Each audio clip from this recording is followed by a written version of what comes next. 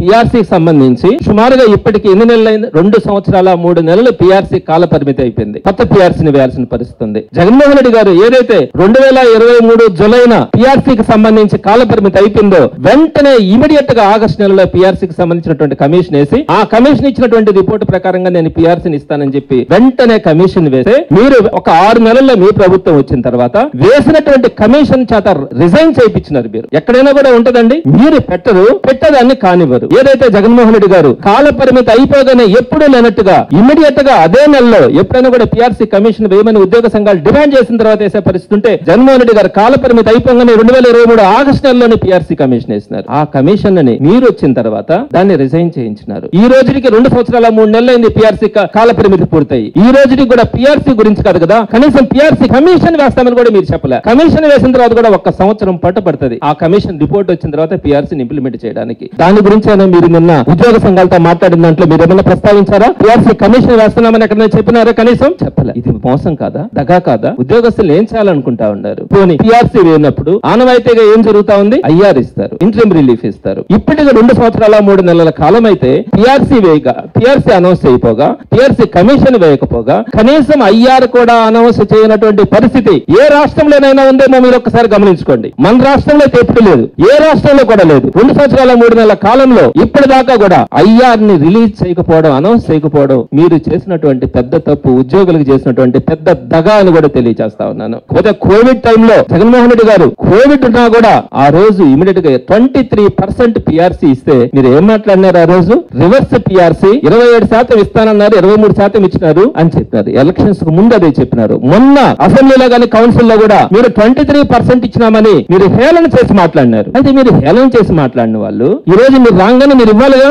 మీరు వచ్చి కూడా 1.5 సంవత్సరం దాటిపోయిందిగా. ఈ రోజుకి కొత్త పిఆర్సీ వేయాలి కదా. కొత్త పిఆర్సీ ఈ రోజుకి కూడా మీరు ఆలోచన చేయకపోవడం, ఐఆర్ ఇవ్వకపోవడం, మీరు ఏం చేయాలనుకుంటా ఉన్నారు ఎంప్లాయీస్ అన్నది మీ ద్వారా నేను ప్రభుత్వాన్ని కూడా డిమాండ్ చేస్తా ఉన్నాను. ఇంకపోతే బకాయిలు, ఈ అరియర్స్ అంటారు. స్వాతంత్రం వచ్చినప్పటి నుంచి జగన్మోహన్ రెడ్డి గారి ప్రభుత్వం దిగిపోయేంత వరకు మీరు ఇచ్చినటువంటి శ్వేతపత్రం ద్వారా, మీరు అధికారంలోకి రాగానే ఇచ్చినటువంటి శ్వేతపత్రం ద్వారా 22,000 కోట్ల ప్రభుత్వ ఉద్యోగులకు సంబంధించినటువంటి బకాయిలు ఉన్నాయని మీరు ఒక వైట్ పేపర్ రిలీజ్ చేస్తున్నారు. 22,000 కోట్లు. ఎప్పటి నుంచి? స్వాతంత్రం వచ్చినప్పటి నుంచి జగన్మోహన్ రెడ్డి గారి ప్రభుత్వం పూర్తయ్యే రోజు వరకు 22,000 కోట్ల బకాయిలు ఉన్నాయని చెప్తే మీరు ఏం చెప్పినారు? ఎలక్షన్స్ కు ముందు అందరినీ మోసం చేసినట్టుగానే ఉద్యోగస్తులు కూడా మీరేం చెప్పినారు? ఈ 22,000 కోట్లని దపాల వారీగా నేను ఉద్యోగులకు చెల్లిస్తానని చెప్పి మాయ మాటలు చెప్పి ఆ ఉద్యోగుల ఓట్లు పెంచుకొని తీరా ప్రభుత్వంలోకి వచ్చిన తర్వాత నిన్న మీరు ఇచ్చినటువంటి ప్రెస్ మీట్ లో మీరేం చెప్పినారు? 22,000 కోట్ల బకాయిలు ఉన్నప్పుడు మీరు కొంతైనా చెల్లించుంటాయి, తగ్గకపోగా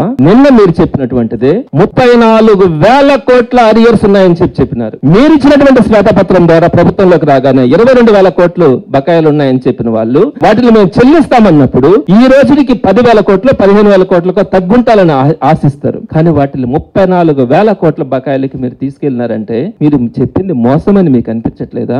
ఎంప్లాయీస్ ని దగా చేసినామని మీకు అనిపించట్లేదా? ఈవెన్ నేను ఇంకొక మాట కూడా చెప్తానండి. రిటైర్ అయినటువంటి వాళ్ళు ఇందాక డిఏ ఒకటి ఇచ్చి దానికి సంబంధించినటువంటి అరియర్స్ రిటైర్ రోజున ఇస్తామన్నారు. మరి రిటైర్మెంట్ అయిన వాళ్ళకి కూడా డిఏలు ఉంటాయి. మరి దానికి సంబంధించినటువంటిది వాళ్ళకి సంబంధించి అరియర్స్ కి వచ్చేటప్పటికి వాళ్ళు పాపం ఎంతకాలం బతుకుతారో తెలియదు. వాళ్ళకి ఎవ్వరు కూడా ఇమీడియట్ గా ఇచ్చేస్తారు ఏదైనా ఇవ్వాల్సి ఉంటే. వాళ్ళకి కూడా 2027-28 సంవత్సరంలో ఇస్తాను 12 ఇన్స్టాల్మెంట్స్ లో ఇస్తానంటున్నాడు. అప్పుడు ఇస్తారా పోతారా? ఎంతండి పెన్షనర్స్ కి ఇచ్చేది? దాన్ని కూడా మీరు ఇప్పుడు నేను ఇంకొక 2 ఏళ్ళు ఇవ్వలేను, ఆ తర్వాత కూడా ఒక్కసారిగా ఇవ్వను, 12 దఫాలుగా ఇస్తానని చెప్తా ఉన్నారే. ఇది న్యాయమా?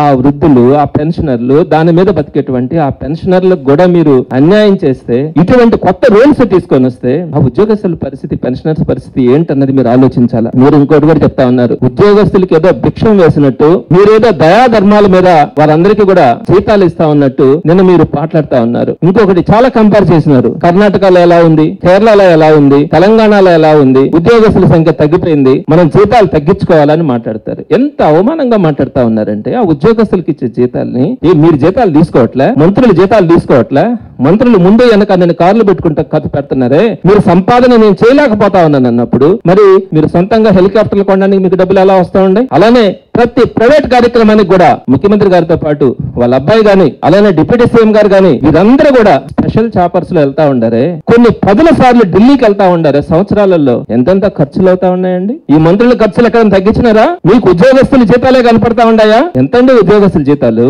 ఎంత అవుతాయి మీకు? మీరు ప్రతి దానికి కూడా రాష్ట్ర ఖజానా గురించో ఇంకోటో మాట్లాడతారు. సంపద సృష్టిస్తానన్నారు. మరి జగన్మోహన్ రెడ్డి గారు సంపద సృష్టిస్తే, సంపద పెంచితే, ఆ రోజు జిఎస్డిపిని మనము అద్భుతంగా మనము దేశంలో మొదటి స్థానానికి తీసుకెళ్తే, ఈ రోజు మీరు వచ్చిన తర్వాత ఈ రాష్ట్రం సంపద సృష్టి కదా, సంపదను దోచుకుంటా ఉన్నారు.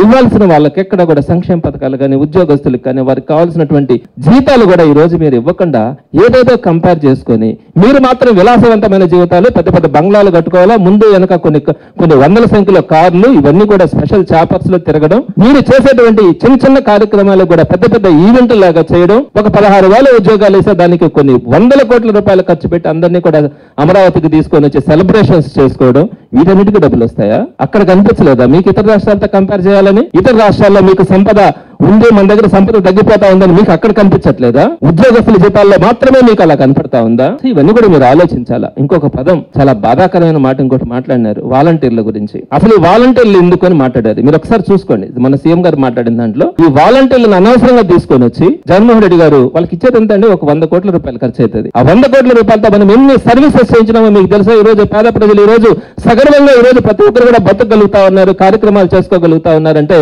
మనం ఆ రోజు కోవిడ్ సమయంలో కూడా వాలంటీర్లు ఉండబట్టే కదా. ఆ వాలంటీర్ల దండగా వాళ్ళకి అనవసరంగా జీతాలు ఇచ్చినట్టు మాట్లాడారు. మరి అలా వాలంటీర్లకి అలా మీరు దండగా అనుకున్నప్పుడు మీరు ఎలక్షన్స్ ముందు వారందరికీ ఏమైనా మాయ మాటలు చెప్పినారు? 5,000 నుంచి నేను 10,000 రూపాయలు మీకు ఇస్తానని చెప్పి మీరే కదా మాయ మాటలు చెప్పింది. మీకు ఆ రోజు కనిపించలేదా వాళ్ళు దండగాని? మరి ఆ రోజు మీరు వాళ్ళ 10,000 రూపాయలు ఇస్తానని చెప్పి తీరా మీరు అధికారంలోకి వచ్చిన తర్వాత 2,60,000 కుటుంబాలు మీరు నడి రోడ్డు మీద వదిలేస్తున్నారే. మీరు 10,000 రూపాయలు ఇస్తానని చెప్పకుండా ఈ రోజు తీసేసినా కూడా దాని అర్థం వేరే, అర్థం చేసుకుంటాం. కానీ మీరు ఆ రోజు 10,000 రూపాయలు నేను ఇస్తానని చెప్పి ఈ రోజు మీరు వాళ్ళందరూ కూడా దండగా నేను 1 రూపాయి కూడా ఇదని చెప్పి తీసి పారేసినప్పుడు ఇది మోసం కాదా? ఇది దగా కదా? ఇది పండగ? ఇది ప్రజల పక్షాన్ని మీరు నిలబడ్డట్టు అవుతుందా? ఆలోచించుకోవాలి ఈ విషయమైనా కూడా. పోలీసులకు సంబంధించి కూడా పోలీసు సోదరులు డే అండ్ నైట్ కష్టపడతారు. వారికి senior Secondary School CBSE 8 years of academic excellence తో దిగ్విజయంగా నడుపుతున్న విద్యా సంస్థ 2025-26 విద్యా సంవత్సరం నుండి MPC, BPC, MEC కోర్సులు ప్రారంభం. విద్యార్థులకు మరింత నాణ్యమైన విద్యను అందించడానికి 36 సంవత్సరాల సుదీర్ఘ అనుభవం ఉన్న ఆకాష్ ఎడ్యుకేషనల్ ఇన్స్టిట్యూషన్ వారి సౌజన్యంతో JEE, మెయిన్, అడ్వాన్స్డ్ కోచింగ్ ఇవ్వబడుతుంది. IIT, NIT మరియు టాప్ యూనివర్సిటీస్ లో సీట్స్ సంపాదించుటకు ఆల్ ఇండియా లెవెల్ లెక్చరర్స్ చే బోధించబడును. Admissions open from nursery to +2. Avenue Senior Secondary School CBSE, Prashanthi Nagar, Brahmanandapuram, Nellore.